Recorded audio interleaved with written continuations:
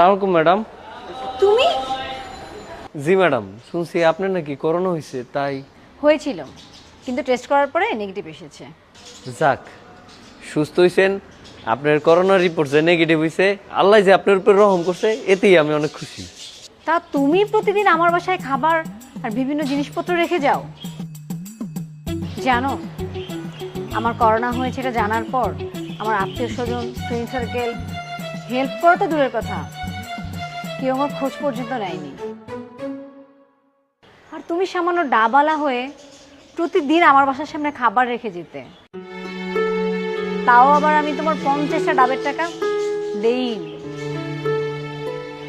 Madam, শুনছি আপনি হেনে একলাই থাকেন, আপনার দেখাশোনা করার কেউ নেই, তাই ভাবলাম আপনার যদি একটু হেল্প করা যায়। তুমি জানো, তোমার দেওয়া খাবার, ডাব এগুলো খেয়েই আমি এই কদিন বেঁচেছিলাম। তুমি যদি খাবারগুলো না দিতে, হয়তো আমি মরেই পড়ে থাকতাম। তুমি সামান্য ডাবালা হয়ে আমাকে যে হেল্প করেছো, আমি জীবনেও ভুলবো না। তোমাকে অনেক ধন্যবাদ ভাই।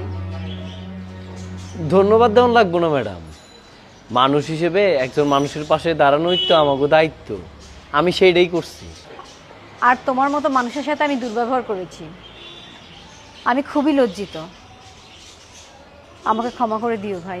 মাপ চাইতে হইব না ম্যাডাম, আপনি যে আপনার ভুল বুঝতে পারছেন, এতেই আমি অনেক খুশি।